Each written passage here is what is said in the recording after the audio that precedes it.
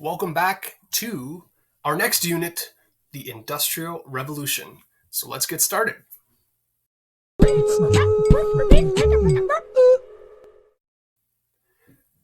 So we're going to go through the Industrial Revolution introduction. As we do this, again, like we have always tried to do, is look for those key concepts that you don't know much about, things that you think are going to be the important terms and concepts of the unit.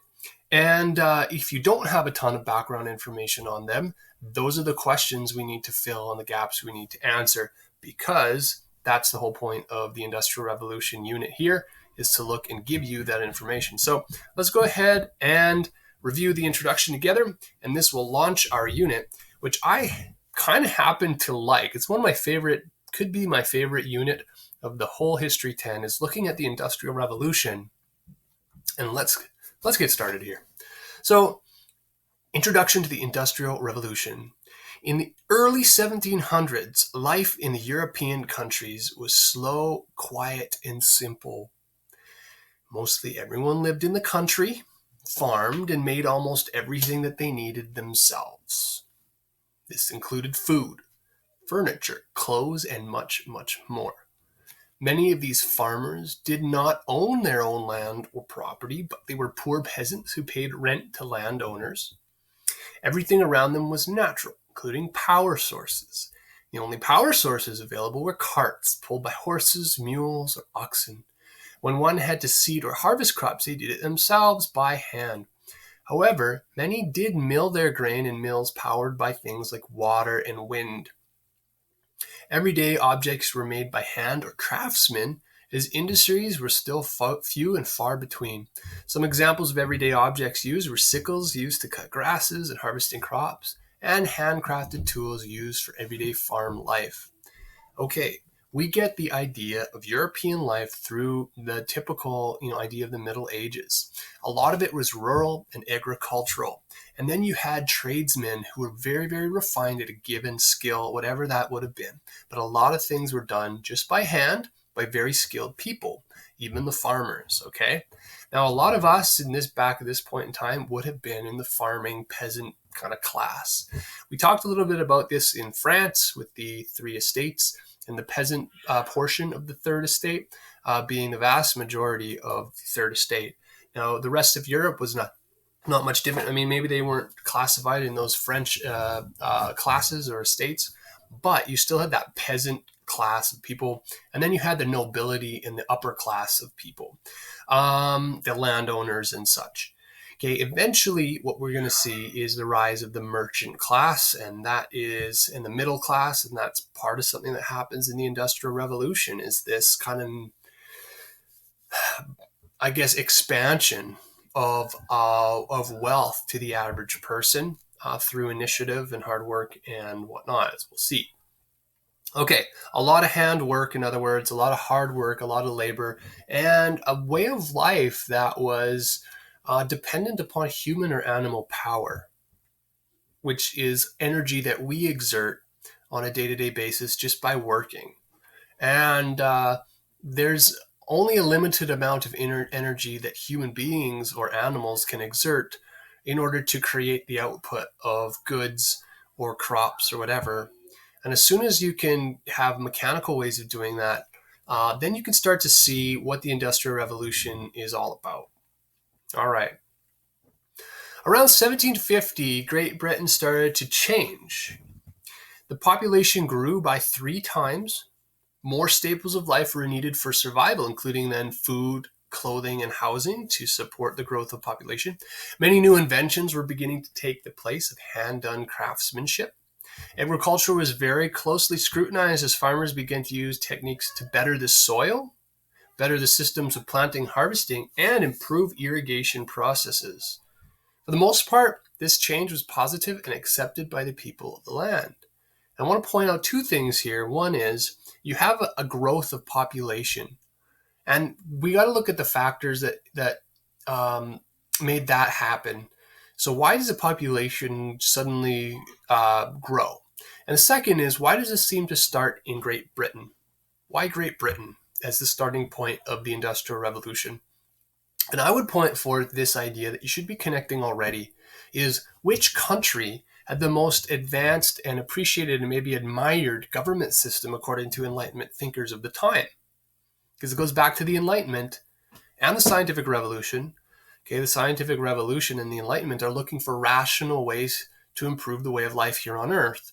And let's go ahead and apply that to farming, as this is saying. Okay. Now, why Great Britain? Well, look, it was years and decades before its time in terms of a country that could achieve political stability and have some sense of democracy and some sense of say of the people, of living out those Enlightenment ideals. Now, guess which nation would next arise on the industrial pathway? You're right, America. Why? Because America had been also founded on those principles of those modern kind of Enlightenment ideals. So these go hand in hand with the units we've studied already. So keep that stuff in mind. A few of the major negative changes that were that smaller farmers could no longer survive off small plots of land. This in turn forced many workers out of their homes and from the jobs they enjoyed to jobs in factories and cities. Increased manufactured goods and demand made the factory owners very powerful. Good or bad, the Industrial Revolution led to the general movement of our world from rural to urban. And so we're going to talk a little bit about how, as farming, these small plots of land becomes kind of an unsustainable way for a family to support itself. They are kicked off the land because they're not able to support themselves off small tracts of land. Farms get bigger, more is farmed, and as an efficient way to make profit from it. And so then you have, at the same time, urban places demanding a need for workers in factories. You have farms expanding and becoming bigger and kicking off small scale farmers who then move to cities in vast amounts and numbers of people to work in the factories. So it's neat because you see the decline of the small farm and the need for workers in urban centers. And now I think it's about half and half of who lives rural and who lives urban in the world or globally. Or more. I don't know the number, but it wasn't always that way. People who lived in cities were far outnumbered by people in medieval times who lived in rural settings. It was very much a rural dominant way of life, and that was the normal way of life. Now you change it, and suddenly most people in the world, or an increasing number of people in the world, are starting to live in cities that are growing up fast and quickly. Okay. However, the Industrial Revolution brought on many positive changes that stimulated the growth of countries and their economies. A few of these changes including the flourishing of factories and industries, more efficient farming techniques, and better power sources. During the Industrial Revolution, the world experienced an unprecedented period of ingenuity and invention that our standard of living depends upon even to this day. So now, instead of working very hard with human labor, you can work at a job for a set amount of time for a day, work within an industry and manufacture great amounts of things. It doesn't necessarily rely on human and animal power, but the power of what? Other energy sources. Okay. We'll look and see what those are, leading to what we see today. So our issues today of greenhouse gas emissions and energy used for electricity or to power these factories and things like that. Even to this day, it's not like they're run by humans on big treadmills making all the devices work. Okay, humans are on the assembly line, kind of overseeing things, but even nowadays we have more and more automation with robotics and stuff like that within our industries. In any case, standard of living improves for most people in time because their currency or their salaries, their income can increase. There are all sorts of avenues of opportunity for people to follow and not necessarily be stuck in a peasant way of life forever and ever and ever. This then becomes more of a economic revolution. It certainly isn't necessarily a political revolution like we saw in England, America, and France. This is a different type of revolution that affects economy, and then it also affects society in the way people live. Because if you suddenly take people off of a rural way of living and throw them in factories in an urban way of living, which is a situation we've never experimented with before, okay, it's going to create a social upheaval too. And how do we live in this new world, urbanized world of, 8 to 5 or 9 to 5 jobs type of thing? Now, we're very much used to it. We're born into this world, but it is something we've inherited. And so we figured out a lot of the problems, perhaps in living in a world that is an industrial world, which we live in now. We even say that countries that are industrialized are modern. When we say a country is unindustrialized, we kind of think of a poor, rural, kind of old way living type of thing, country that isn't sophisticated or have a high level of civilization or whatever, wealth perhaps. So even today we use industrialized and non-industrialized countries, and Canada isn't an industrialized country. Okay. All right. Let's talk about change in social classes as our part of our intro as well. So England had two major social classes, the nobles and the peasants. The nobles were considered the upper class, the peasants were the lower class. However, during the Industrial Revolution, a new middle class evolves and flourishes. This class was composed mainly of merchants, the people who deal and trade economically, and they can make a profit out of doing that, being the middleman within merchant or kind of an economic trader type of person who's making money off of that sort of profession, which is interesting. You wouldn't have a huge, big merchant class in the Middle Ages because you would have limited supply and limited demand for things. But suddenly you've got a higher population, which is more demand, and you've got amazing efficient ways of production of not only agricultural goods, but also manufactured goods. So there's a lot more trading and going back and forth of economic goods. So you can have a whole class of merchants that are now kind of rising to take advantage of that need for transaction. Okay, very cool thing to think about. It was during the Industrial Revolution that the middle class, railroad, factory, and mine owners not only became wealthy, but they became as wealthy as the nobles through their economic endeavors. They began then dressing like the nobles in lacy coats, hoop skirts, dark suits, stiff straw hats, top hats, etc. The middle class also began cooking like the nobility and having classy, expensive dinner parties like the nobility. This new middle class changed many things in England, but most of all, the most important may have been the gaining of political power and influence, whereas you would have had nobility, just like we see in France and the Second Estate, and also in England with the nobility having that political influence and political power. They're the landowners, they have the right to vote. Well, suddenly you have the rising of this whole new class of people, the middle class, who are as wealthy because of their initiative and whatnot to make the most of the Industrial Revolution, to become as wealthy and live like the nobility, even though they were never genetically or family lineage-wise nobility. So they gained political power. Male members of this middle class gained the right to vote and be represented in parliament. And then who do you think, as soon as you have political representation, who do you think you're looking out for the good of? Well, yourself and your own class.